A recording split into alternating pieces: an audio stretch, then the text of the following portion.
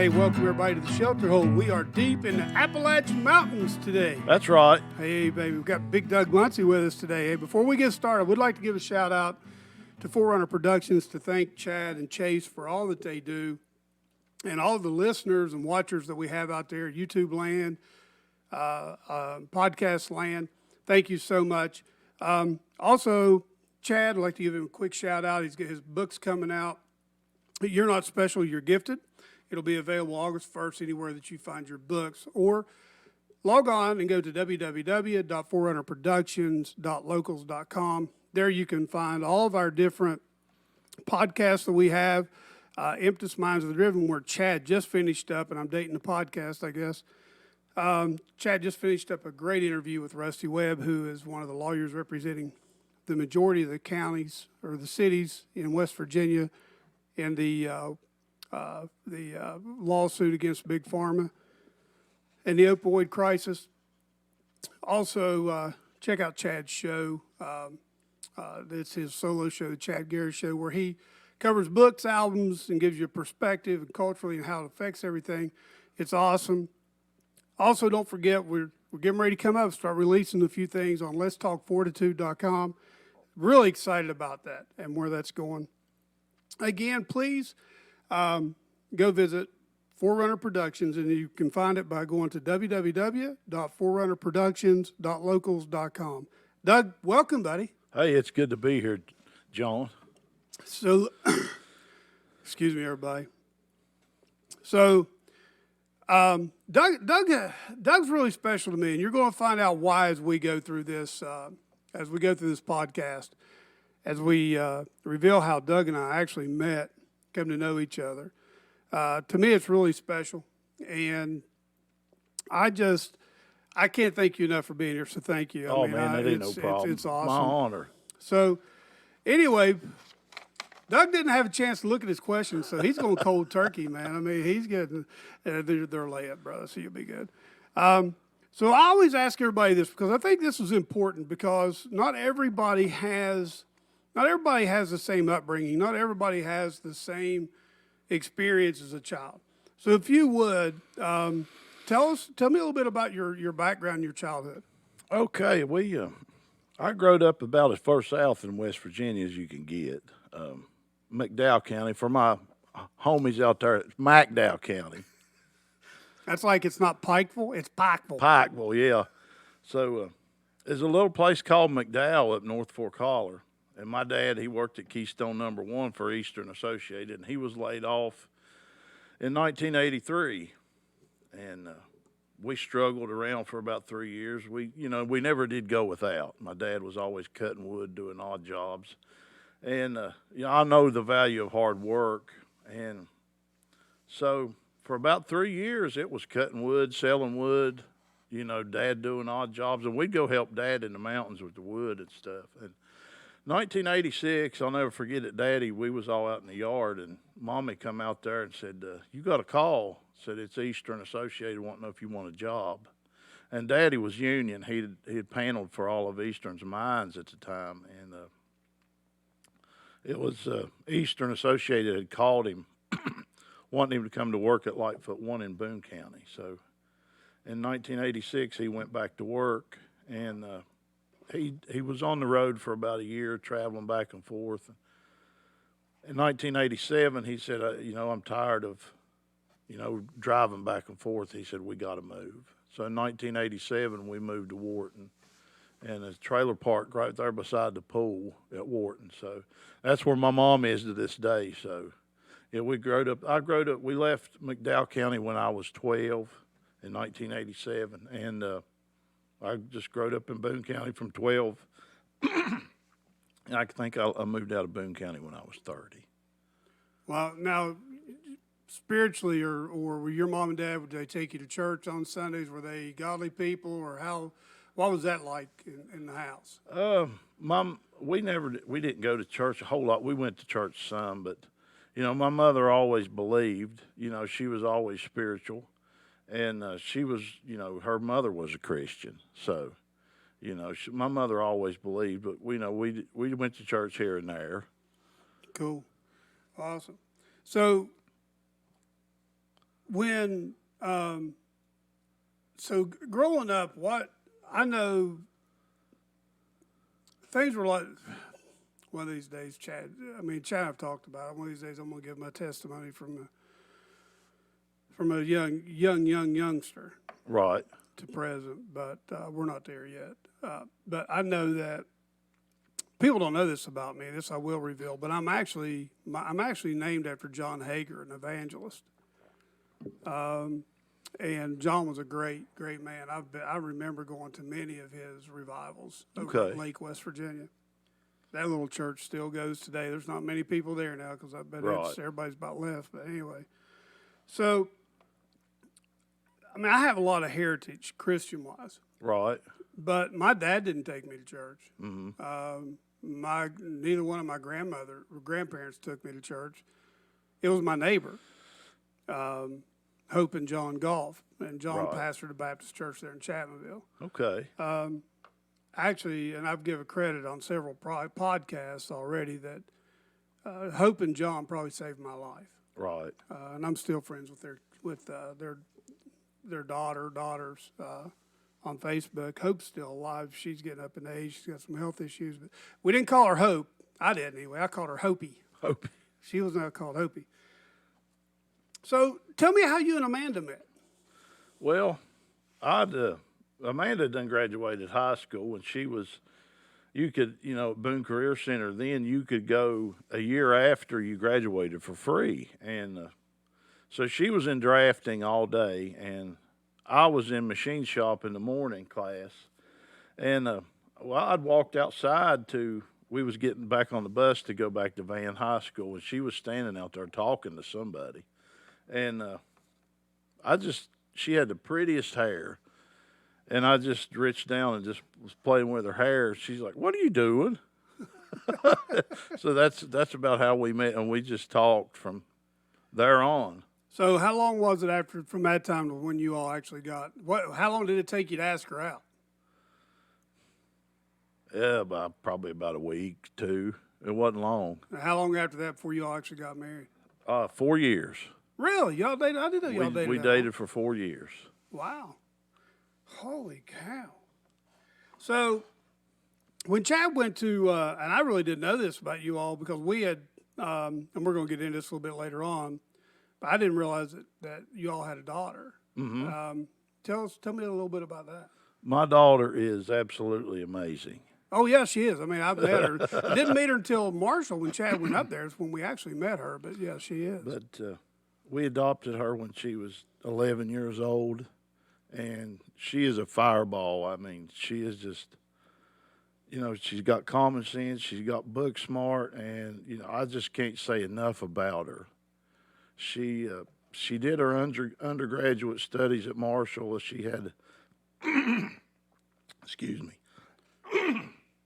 She graduated with a BA in criminal justice and psychology at Marshall a year early while holding down a full-time job at Marshall PD, dispatching on night shift. Wow. God. Yeah.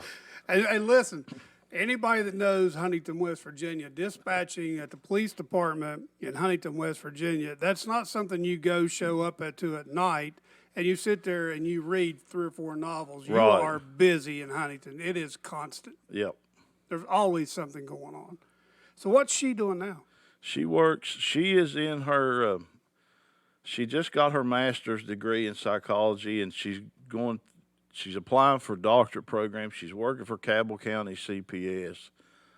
She is, and remodeling a house. I don't know how she does it. I don't know where she finds the energy. She's always going. So Rusty Webb would call that being an overachiever. That's exactly right. That's what he said. Yeah, she is amazing. We met her. Chad thought the world of her too. First time he met her. Chad, he's never met a stranger. Right. That's good. So here's a big one. Where were you in your life, spiritually, emotionally, maturity-wise? Where were you in your life when you and Amanda met? Oh, I was a heathen. I didn't. Well, hey, we've all been there, brother. So now Amanda, I don't know a lot about her and Melissa's childhood or background. Right. Was her mom and dad, were their parents Christian people, took them to church and When they were younger. when they were younger? Yes, sir. So now, was Amanda on the heathen side too when you all met her? You better be careful, bro. She's going to listen to I this. know. Well, I can't imagine that young lady. I call her a young lady. That lady. I'm not going to call her one. I'm going to call her a lady because Amanda's always been a lady. I mean, you can be a woman and not be a lady, but you Right. can't be a lady and not be a woman. that's true. So that's why I call her a lady. My wife is a lady. That's exactly right. And so you can be a woman and never be a lady. Right. So that, to me, Amanda, just so you know, I'm paying you a great compliment. Evie, I'm paying you a great compliment. And Melissa was the same way. Mm-hmm. I have never seen or heard anything out of either one of them that would ever give me that would make me feel any other way. Right. So how was she during your heathen years? I mean, when you all were dating and all this was going on, how was she? Was there, was there ever any conflict or? Not really. So, and there's a reason why I ask that question. That takes me to the first time Doug and I met, or the first time you and I met. I kind of talk like I'm talking to the audience by myself because usually this is really the first actual recorded that actually we pulled off with just me. My first single interview for Right. the Shelter Hole. I've done others for Fortitude. So the first time that Doug and I met, we were pastoring. Evie and I were pastoring at Madison Christian Center at the time.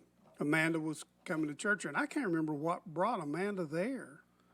She wasn't there, I don't think, when we got there. She wasn't. No, she just felt pulled there for some reason. So she started coming, and the church was growing a little bit by little. Right. And she had come to me, and she said, John, my husband's outside. Will you go talk to him? And you were in your little Dakota pickup truck. Right. I'll never remember. I put my arm up on your door. Mm-hmm. And we talked that day, and you didn't come into church. It may have been a week or two or something since you come back, but there was a bond there that you have with certain people that you feel the first time you meet them. Yep. There's people you meet. God, please forgive me for this. If this is wrong. There are people that you meet that you feel like you've known your whole life. Right. You start talking, you never miss a beat. Mm-hmm. There are other people, and I don't know why this is. It's not that I don't like God tells me I got to love everybody. That's right. I'm trying to sugarcoat this. But then there are people that you meet that it's just like as soon as they start to talk, your blood boils. Or Yeah. you're not boils, but you're just like, look, you need to keep your distance. I'll keep mine. You know, I love you as a brother in a spiritual way, but I don't have nothing to do with you. Right. And I don't know whether that's good or bad. I mean, and I've learned to kind of overcome that.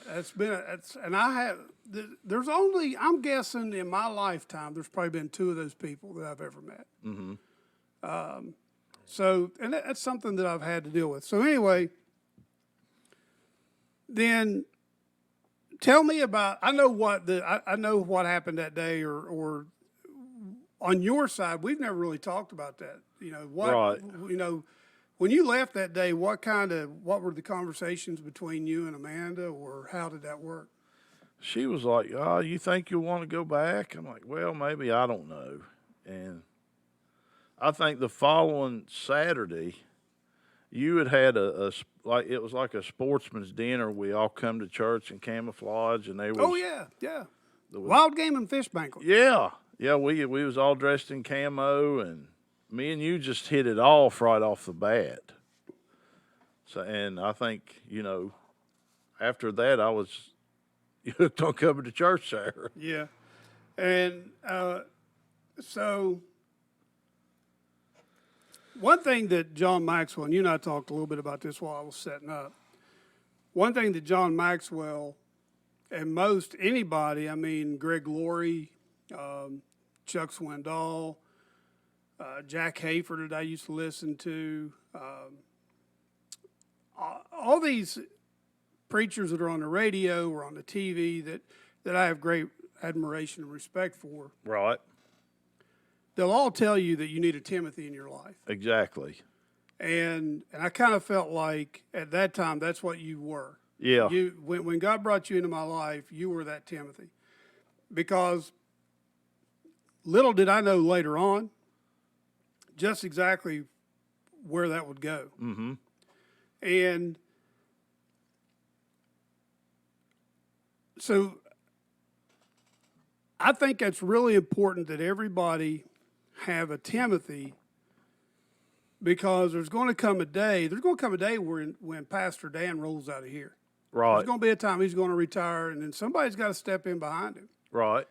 And we're going to get into this a little bit later about what it's like pastoring in Appalachia. Got a little bit of experience there. I hear you. And it's different. It's very different. So tell me what when you started coming to church and our relationship started to grow, tell me how that kind of had the effect on you, or how that affected you, or what you thought about that. Well, I thought our relationship was awesome. I mean, me and like you said, we just clicked right off the bat, and I loved being in church with you. I loved hearing you preach. I loved helping you around the church. I mean, it seemed like we were always there, and I was just happy. We did. We were there all the time. Right. I mean, that church, when 3 months after we got there, it didn't look anything like it did when we got there. Right. There were issues there that needed to be corrected, and God worked through us and was able to do that. Right. And Dan was one of them that Pastor Dan, who pastors here at Praise Assembly, was somebody that I could go to anytime I needed to. Right. His door was always open, and I didn't wear him out, but there were times that I frequented, and I come over and I would talk to him, and because he had pastored for years. How long did you and Amanda stay there at MCC long after we left? No. I didn't know how long y'all stayed there. Nope. Now, did you all find you a church home? We had went over to Tony Christian Fellowship, and it was a healing process for us. Yeah. So Is that Pastor Donnie? Donnie, yeah. Yeah. Pastor Donnie was what we needed at the He time. is awesome, man. Yes, he is. He is awesome. He's another one that I would go to. Exactly. Believe it or not, we actually took an evangelist. What was that guy's name? If I had to guess, he's probably not around anymore. He was rather old when he was coming through. We took him over there, and he actually preached revival over there a couple of nights. But yeah, Brother Donnie, he's off the chain, man. But I'm glad you guys went over there, and you still are in contact with him, right? Oh, he was at church here our third Sunday. We have the 2:00 service, and he come and attended. Oh, really? Yes. I'm gonna have to get in touch with him again. So now let's fast forward. So Evie and I resigned the church. You guys go over to Tony Christian, is that what it is? Yeah, Tony Christian Fellowship. Pastor Donnie.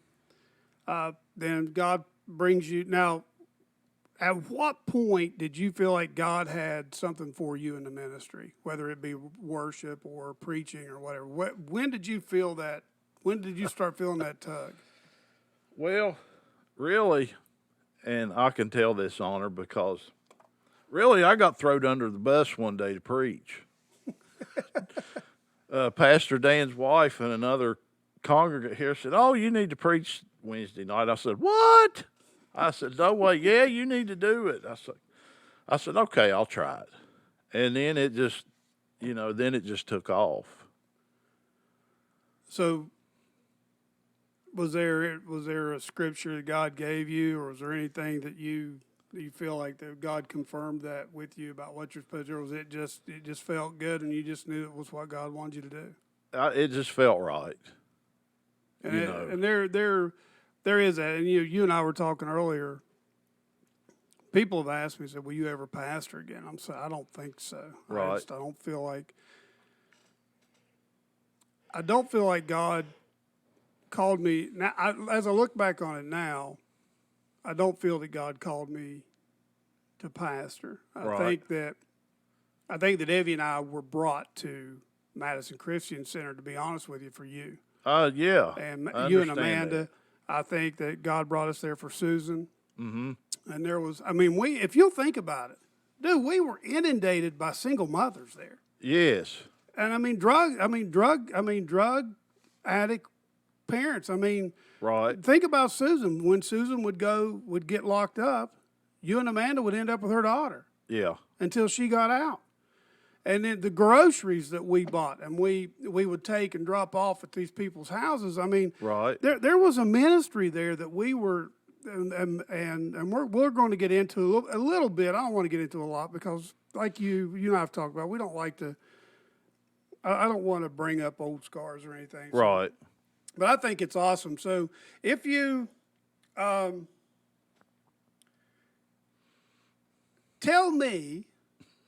tell me about Pastor Dan. Pastor Dan is when God made Pastor Dan, he definitely broke the mold. Pastor Dan is soon to be 70 years old and could probably outwork most 20 and 30 somethings. And he can preach, fire. I love the man. He has been a great mentor.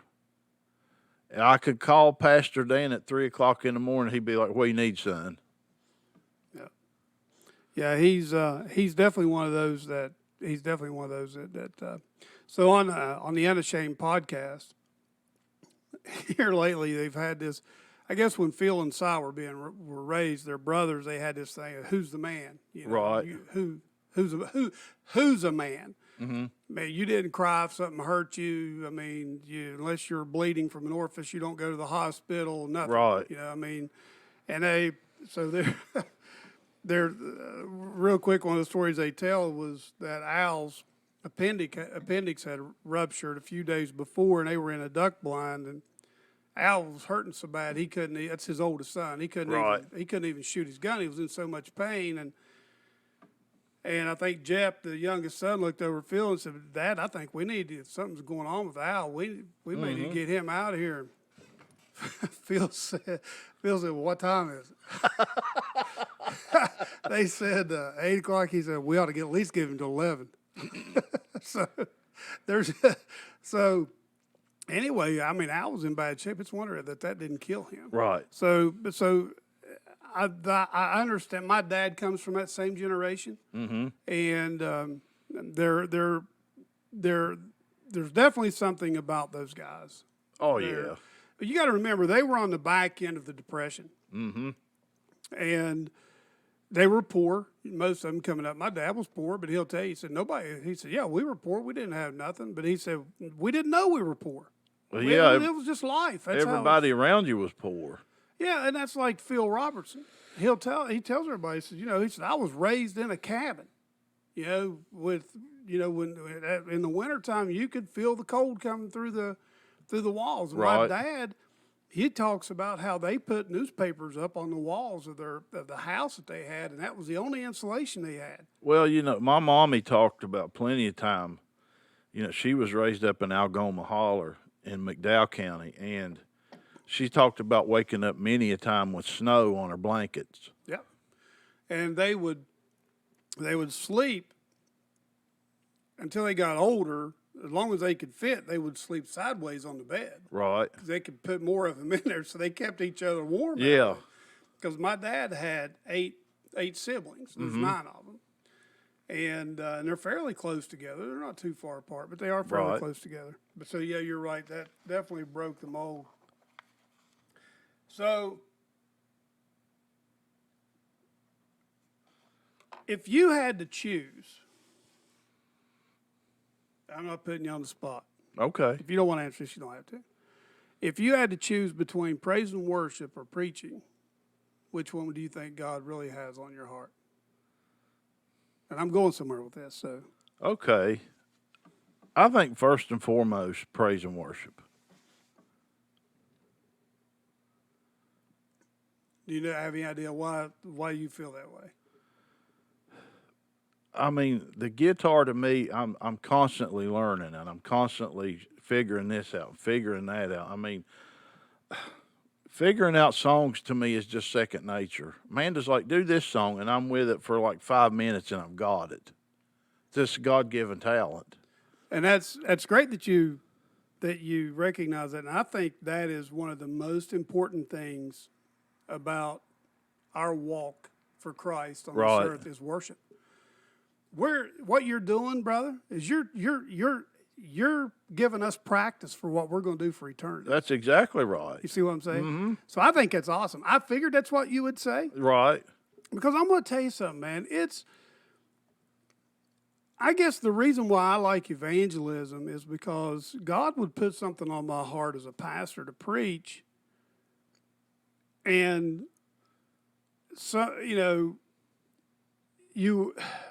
don't want to say, it's a gift to be able to come in on Sunday and be able to preach to a congregation and then shake their hand on the way out, knowing that somebody's probably thinking, oh, he's preaching to me. Right. Instead of them saying, man, that was for me. God spoke to me today. It's like they feel like you're pointing at them or you've singled them out in the congregation. And when you're talking about congregations like you all have here and like we had at Madison Christian Center in these smaller Appalachian churches, you know everybody pretty eminently. That's true. You're close to them. I mean, some of them you may live beside of, or they're right down the road. Your kids go to school with one another, or your could be relatives. Half of us here, you're not talking about these mega churches where you've got 2,000 or 3,000 people in your congregation, and you can preach whatever you want to, and it doesn't matter But when you got that small it's tough. So when you're doing praise and worship, man, I mean, you can let it go. Oh yeah. You can really just get into it, and if nobody else follows along, well, I tell you what, y'all just need to go get saved somewhere because we went to the throne room today. That's exactly right. Yeah. So, my next question for you is this.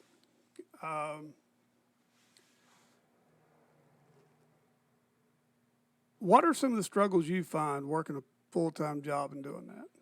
Preaching part-time, praise and worship. Mostly is, I have to say, God, I can't do this on my own. I need you to guide me. I need your strength because sometimes we work 12-hour shifts. Thank God it's not 24s. Right. And, you're tired because it has to be God. You know what I'm saying? Right. Because it's tough. It's tough to come in here and, preach and sing and, after working. Thank God I get Monday and Tuesday off the Wednesday before I have to preach. So I have to work that Wednesday, but, I have 2 or 3 days there to get me a message ready. And, people don't, and that's one of the things I want to bring out in this podcast is that by coming back home to southern Appalachia here in West Virginia in the coal fields, well, formerly coal fields, there's not much coal coming out of here now. No. But just about all of your evangelists, John Hager, the guy that I'm named after, he had a store at Ottawa or over Jeffrey or somewhere. Right. Just about all your pastors worked a full-time job. Right. Dan, when he was here, he worked for my uncle at Camp Creek. Yeah. In the coal mine. Dan had 35 years in the coal mine. Yeah, so Dad had 36 before he about lost his life and got this. Right. So it's amazing how that 30-year mark, like, just, I mean, it seems, I don't know. Evie knew she had to get me out of here because I liked it too much. Yeah. When I was working at Camp Creek, I mean, I just looked for every excuse I could to get underground, and she's like, oh, we got to get you out of here. So, but people need to understand that, you know, there was a guy said to me one time, and I can't remember who said this, and I wish I could remember because I'd love to give him credit. It's one of the best sayings, and it may have been, matter of fact, it was John Maxwell. Okay.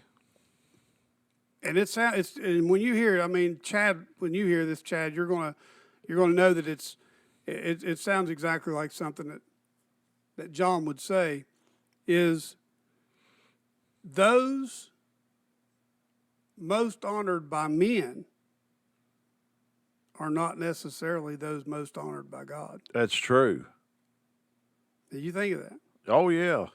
So, because John Hagee has thousands in his congregation, Mm-hmm. because Charles Stanley has thousands in his congregation, because Pastor Paul Walker in Atlanta had thousands in his congregation, doesn't make them any more honorable in the sight of God or in God's eyes than me, you, Dan, Dennis Davis, Donnie Wells, Right. any of these guys who are pastoring these smaller Appalachian churches. And it's a cultural thing, brother. It's not anybody that can walk in one of these churches and pastor. Oh, it's true. There's a culture here. It's tough. There's a heritage that you have to. We tried to break it a little bit at Madison Christian Center. We did for a while. Right. But man, Satan did not like what we had going on there. No, He did not like what we had going on there. There was good things going on Oh, there. you ain't kidding. There was good things going on there, man. We had, Doug and I were talking when we got there to that church. The very first time we went there, I went there to speak to kind of do my audition. There was a little baby, probably just barely able to walk or so. Right. Just walking or running up and down the between the pews in the hallway there in the sanctuary while I was trying to speak. And Evie, we're the guests. Evie's the one that picks the baby up and takes it to the nursery. When she got to the nursery, there was nowhere to put the baby because everything was piled in a corner in a baby bed. Right. The toys, everything was just, it was like they never expected to ever have to use it. So, long story short, we did go there. And like you and I were talking, we expanded, I actually took out wall stuff. We expanded that nursery 3 times. Right. Our nursery was exploding. And that's something else that John Maxwell would say. If you think your church is growing, take a walk to your nursery. Yeah. If your nursery's dry, you're not growing. That's exactly right. If your if you've got people, kids in your nursery, you're growing. Yep. And you have the right age group of people there. You have the right mixture. So, anyway, long story short, man, that was